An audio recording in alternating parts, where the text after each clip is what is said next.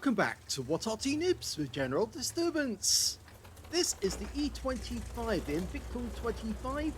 It's a Tier 7 German premium tank destroyer. It's located on the south spawn of Redshire, and this one is under the command of SpybotAF. Now, this little tank destroyer is otherwise known as the Cockroach, because it's hated, mainly down to the fire rate. This thing is capable of pumping out one round every 3 seconds or less. And with the 75mm guns, its main armament, it can do 135 alpha. And it's got pretty good pen as well, 150mm with standard AP, as you can see there. And with the APCR, that goes up to 194. So at tier 7, it can do a huge amount of damage to the enemy. Now, this was supposed to be the replacement for both the Hetzer and also for some of the light tanks. You notice there wasn't any other light tanks mentioned in the E series, only mediums or heavy tanks. So this tank was supposed to do the job of both. In fact, it's fairly low and again about the same size as the Hetzer, or slightly smaller than the Hetzer. And the idea was it could hide behind hedgerows, spy on the enemy, and then fire off a couple of quick rounds and disappear before the enemy could do anything about it. Now, it is a premium, and Wargaming usually sells this for quite a high price. Luckily, very kindly, somebody actually bought me my E25. I didn't have one. In fact, I wanted one ever since I joined the game, but the thing is that I could never afford it. And then somebody actually bought one for me. It's so kind of them to do that.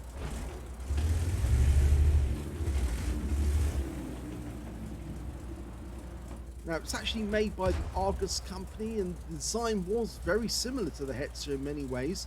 They only built 5 at the Alket factory, but according to the notes, there were no prototypes, so you have to take that as you will. It may be that there weren't any, and they were just building the frames or the chassis for it, but the war ended before they actually got them in production. Ooh, got a victim? Nope, decided not to cross the line. Now, the gun has a limited arc. It's only 12 degrees either side, but it's an equal arc, whereas on the Hetzer, the arc is not equal, and that's because the gun is slightly up against one side of the vehicle, which means the gun can't fully pivot to the opposite direction. So the Hetzer's limited in its range of fire, but the E25, it's got 12 degrees either side of the center, and that's because the gun is actually more mounted towards the center of the vehicle. The gunner's sight is actually located on top of the vehicle, whereas the driver is occupying the port on the opposite side. You can see there. In fact, inside this vehicle, it's very compact, and you'll see that when we show the modules. There's something everywhere. And always found a target. M4A1 FL10. He's got his first kill. The other thing about this tank destroyer is the armor is fairly thin. So that's a bit of a problem, because it means that just about anything that touches this little thing will more than likely go through, unless of course it hits the tracks. And the enemy seems to be doing rather well in this game, because they've actually pushed through the Zeppelin and they're coming out the other side. We're just trying to get shots on whoever we can. VK3001D, that's the Daimler version of the Panther prototype, and he's about to die. Nice second kill.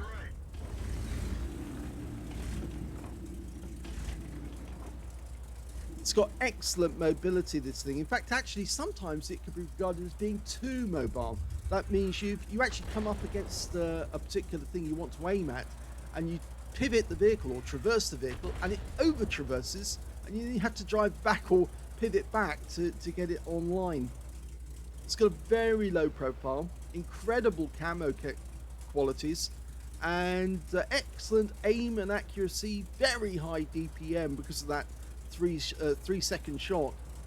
And it also has preferable matchmaking, so yes, it will never see tier 9 tanks you're only ever going to see one tier, which would be the, or one tier above, which would be tier 8.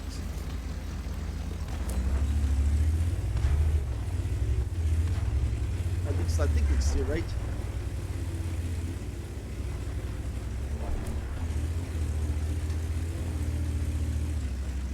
Now, despite the armor being fairly thin, it does bounce shells as well. Oh, he set that one alight, and he burned him! He got the arsonist. He set light to the engine of the Hellcat. It's a super Hellcat as well, the tier 7 version. Okay, he's looking around for another target.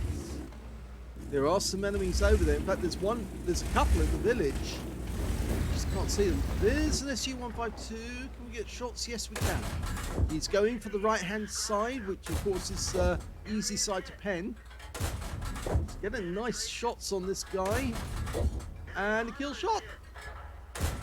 Yes! 4 kills. Of course, the Super Hellcat was the third. Oh!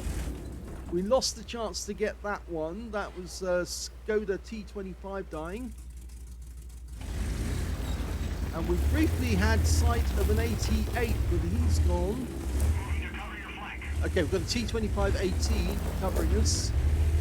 Ah, there's the enemy E25.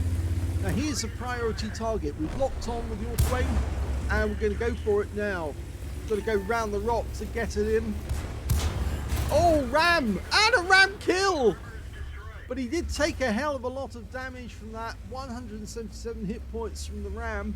But it was absolutely necessary, and because the E25, the enemy E25, had already taken damage, he was ripe for ramming. So that's his 5th kill. One more, he gets the Top Gun.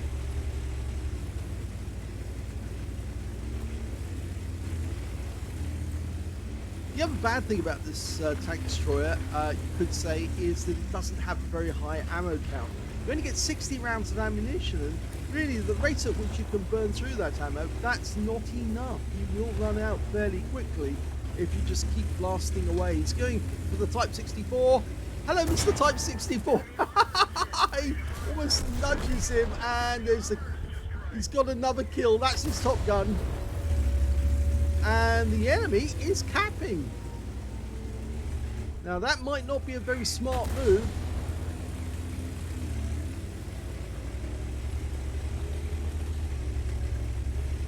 Now the easiest thing to do in this one is actually to go down to the south and approach it from the west, because if you try and come from the north, he could hide, or the enemy could hide behind the house in the cap area. He's trying to get to the trees so he can look down on the target, and there's the Tiger 131. He's in the cap, but the other one, the 88, is hiding behind the cap. Okay, the house. Okay, we resets him first. No, that one went over the engine bay. Go for the Tiger turret. Yes, nicely done. So he's got a full reset. He's having difficulty getting the shells through the front of the Tiger. Might be a good idea to change position and try and attack the 88 from a different angle.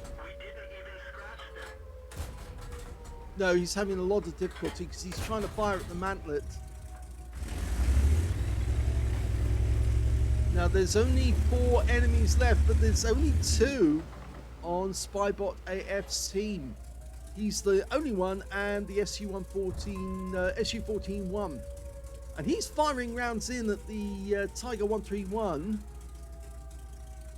We're going to have to go in. Yeah, you can't sit here and wait for them to appear.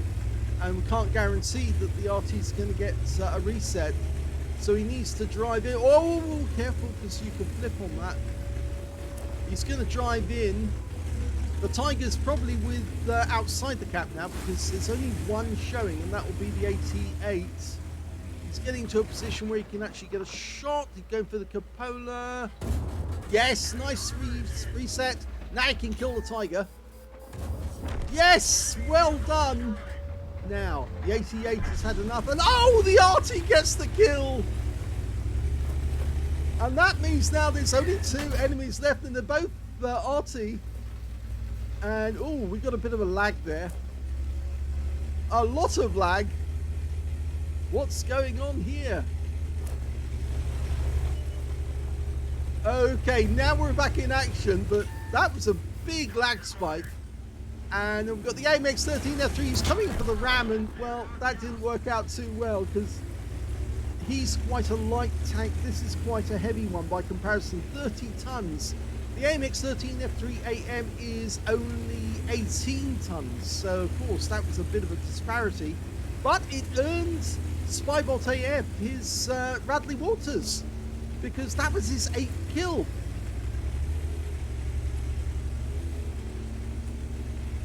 Okay, so there's only one left. It's the Lorraine 15550, but remember, he's got a very fast speed based on the Lorraine 40-ton tank. He could be anywhere in the map. We've got enough time to cap out if he was going to try and run away and disappear. We can beat him on speed because his top speed is 60 kilometers an hour, and of course Spybot can do 65. Now, is that Arty going to be in the usual places? No, it looks like he's propelled himself away.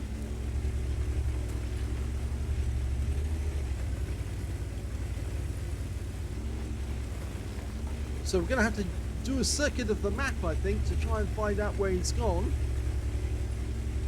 The view range on this tank destroyer is 360 meters, so if he does do a complete circuit of the map, he should be able to see everywhere on the map as he's going round.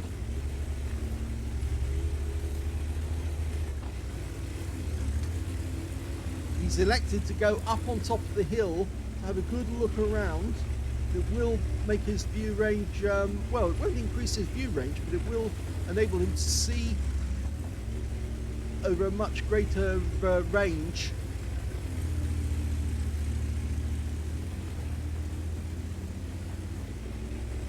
Yeah, I have the feeling he thinks that the Arty is over the other side of the map altogether. It's on the east side of the map somewhere.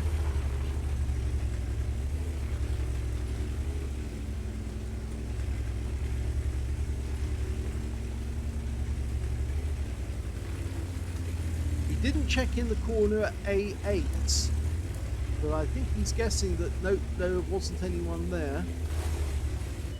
Oh, he's found him! Well done. Oh, took a big hit. That was a 155mm shell, and the Lorraine comes in for the ram. But, yep, the kill shot goes to the Su-14-1. But it doesn't, it's not necessary because that was a victory. Here's the end of battle stats, and that was the first class tanker for SpybotAF in the E25. He managed to get a fire for effect for doing more damage than hit points to his own vehicle. An arsonist because he set light to one of the enemy vehicles and they burned to death. That was the Super Hellcat. He also got a duelist for taking down 2 tanks who damaged him, as well as a bruiser medal for getting at least 5 critical hits. In fact, he managed to get 8, and a hand of God for surviving the battle, having received damage from 4 different enemy vehicles or more. He got a Radley Waters medal. Yes, he took out 8 enemy vehicles when he took out the AMX-13F3AM, or rather when that guy rammed him. That's when he picked up the Radleys. He also got a Top Gun for getting at least 6 kills, and he got a Defender because he reset the cap enough times to get at least 70 defense points in the process. And I think he's more than qualified for that one. His win rate for the battle, 7,556, which is Super Unicum standard and quite a bit more. Let's have a look at team score. Well, we can see that the highest damage in the game actually went to the enemy E25, the one he rammed to death. Yeah, that guy got a high caliber for 2,808 hit points. So just like Spybot, he was making use of that 75mm gun, but sadly he elected to try and ram Spybot, or rather Spybot did the same to him. And that was the end of his game. Spybot picked up 2,751, so he wasn't that far behind on damage. When it came to the third place, that was the Skoda T25 on Spybot's team. He got a Confederate on 1,606. When it came to kills, Spybot got that one with 8 kills. The next highest being the Su-14-1, he picked up 3 kills. The E25 got 3, and so did the Skoda T25. In fact, Spybot could have platooned with the Su-14-1, but of course he didn't know that the Su-14-1 was going to get that last kill right at the end of the game. and so he couldn't be certain, but of course it might have actually helped if they had. And when it came to base XP, Spybot's got that one. Yes, he's definitely 2 out of 3 and almost got the other one.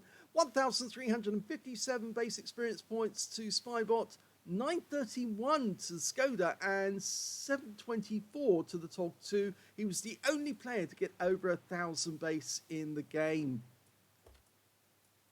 He fired 31 rounds, so just over half of his ammo, 25 direct hits on the enemy and 19 penetrations, 2,751 hit points, of which 800 were at more than 300 meters, 1 hit received, and also 3 hits by way of splash damage. Yes, he did take a fair bit of damage from the enemy Arty, because they kept trying to splat him, but fortunately for us, they didn't do a huge amount of damage until right at the end with that Lorraine fired 155mm round, and it was very close to a pen. If it had been a pen, it probably would have wiped out SpybotAF, but as it was, he probably would have got killed immediately afterwards anyway by the Su-14-1.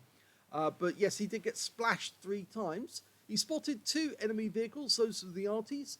10 enemy vehicles were damaged, 8 were killed, 643 hit points of damage assistance, and he got 100 defense points by resetting the cap. On a free-to-play account, he earned 48,763 credits, got 40,000 for completing a mission, 88,763 on a free-to-play account, and after repair and ammunition resupply, still came away with a profit of 67,473 credits. He got 1,357 base XP, times 2 for the first victory, 180 for this being a premium vehicle, took away 2,894 experience points altogether. So let's have a look at the armor on this little thing.